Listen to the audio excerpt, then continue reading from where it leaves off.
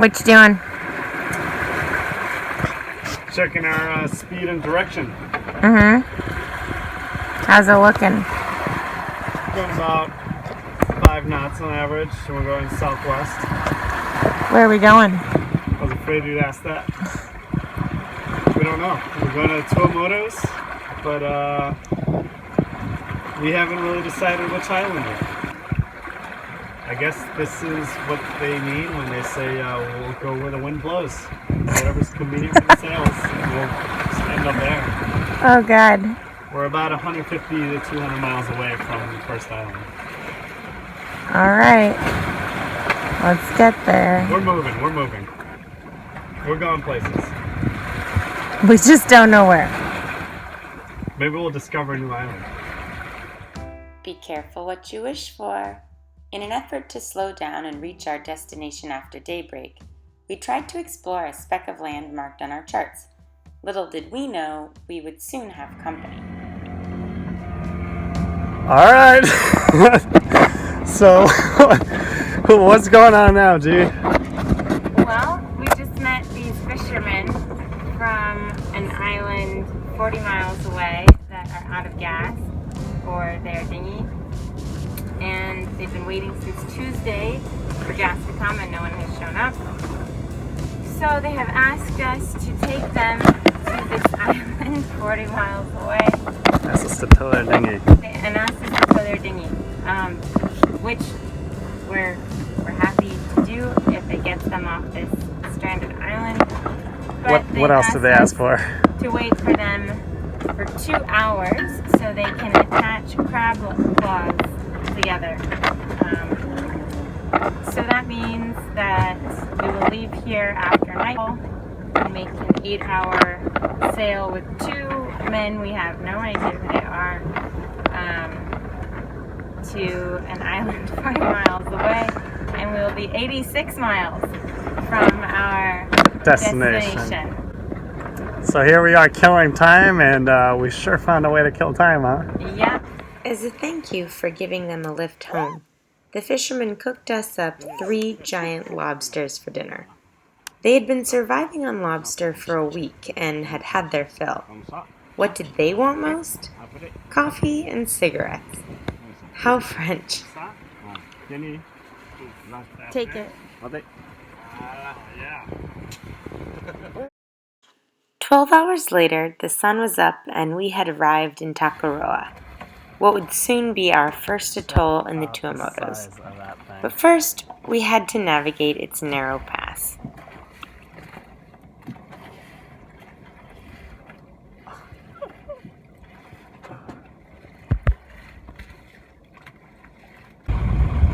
Yeah, this is definitely sketchy. I mean, my hands are shaking. It's scary. We're powering through this and we're barely moving.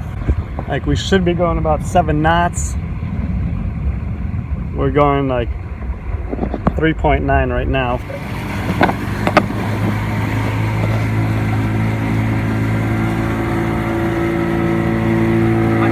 Oh, James Bond. Oh, he's getting a puff of a cigarette. Yeah. What started off as a 12-hour act of kind faith suddenly turned into the most remarkable experience we could have asked for. Our new friends, Henry and James, took us in, made us family, and taught us what life was really like in Takaroa. Was it possible that we had gotten the better end of the deal?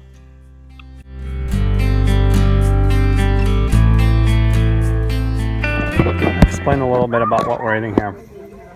I have no idea what I'm eating right now. We got 2 new friends, and they put us at the American table. And we had fafaru, which was tuna, right? Or some sort of fish in fermented ocean water, which is very smelly. Very interesting. It's attracting all the flies. We got all kinds of bananas and plantains. And what kind of bread is that? Coconut bread. Coconut bread. And then that looks like something sweet over there. Or it looks like fat. That is Ooh. We got a little bit of pork here, and Gina thinks it's banana leaves. Poisson cru. Cochon. Cochon. Ah, cochon. Ah, Beaucoup. On mange bien avec vous, hein? and you know, if you're ever in Polynesia and they bring you a bottle of something, don't immediately drink it. It might be sauce for your food. It's like sour cream. It's like sour cream. It's delicious. Once we were stuffed, Henry and James took us to see the famous ruins of a 1905 shipwreck. The four-masted iron ship met her end on the reefs of Takaroa during a heavy cyclone. Rumor has it, one of the survivors' families still resides on the island today. So now we're loading up the truck.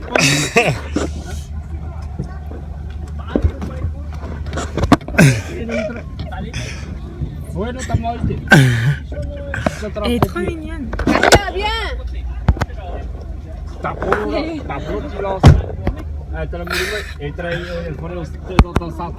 Tu restes là? After 24 hours of sailing, celebrating, and socializing, we were ready for a calm night's sleep. Turns out, we'd need it. Henry woke us up with a surprise spearfishing lesson. This would also be our first time swimming with sharks.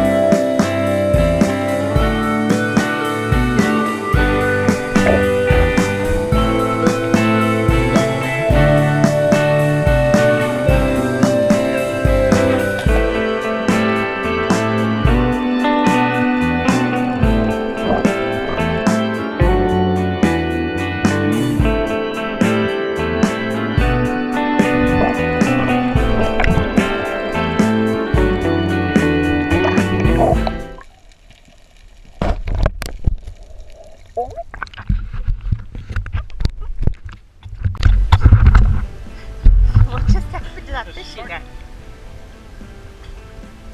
I guess you gotta pull it right up to you, but it's not very intuitive to bring something to you that the shark is attacking. So I just let it die. It took a while, and it took a minute. Just snatch it. Shark blood, Jose 0.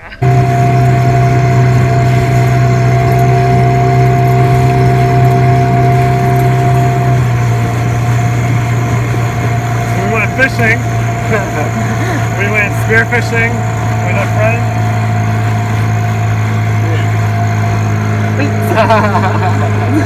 I got this one, and he got all of these.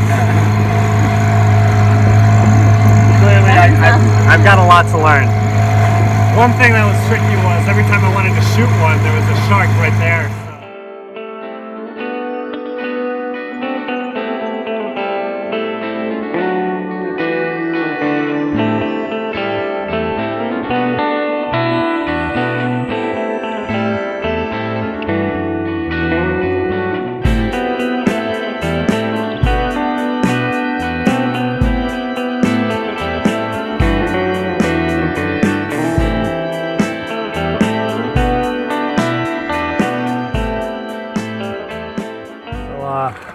This is our friend's home. You can see all the kids in town come and jump off these rocks.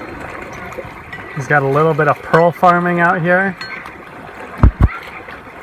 But mainly they're fishermen. The water is just absolutely transparent.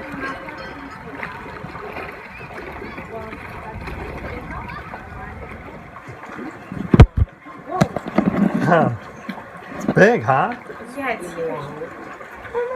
I mean, c'est très grand. Oh,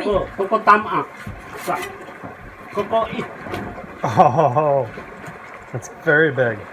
Jose, are you seeing this aquarium? Gee, look at the size of this thing. Wow.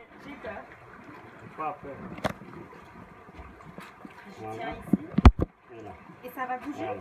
Ouais, il va bouger. Il va pas te manger.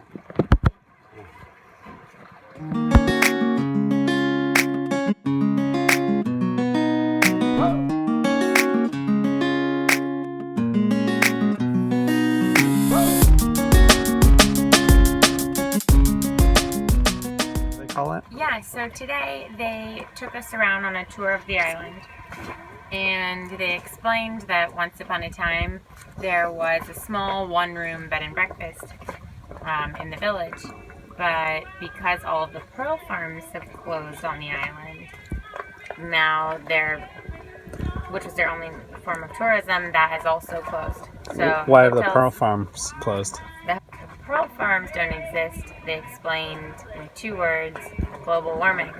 Like instantly, immediately Instantly. said. Like zero hesitation when we asked.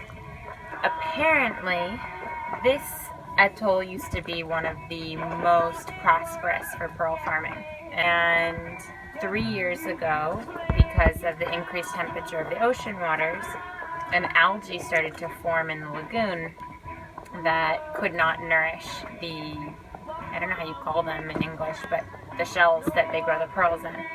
And because of that, they all died, and they're no longer able to cultivate the one product that they exported. And they're waiting with their fingers crossed, hoping that the algae will go away and that things will fix themselves. But Which we again, know is not going to happen because it's an effect of global warming. things are getting worse. Us that this is the very reason that we decided to do this trip, and the very reason that we decided to come to, the South Pacific versus going to the Caribbean. The world is changing so fast, and we wanted to make sure that we could get out here and see everything before it's not as it once was. And everyone shares, and everyone is family, and everyone takes care of each other. It really does take a village to raise a person, and this day alone has taught us that.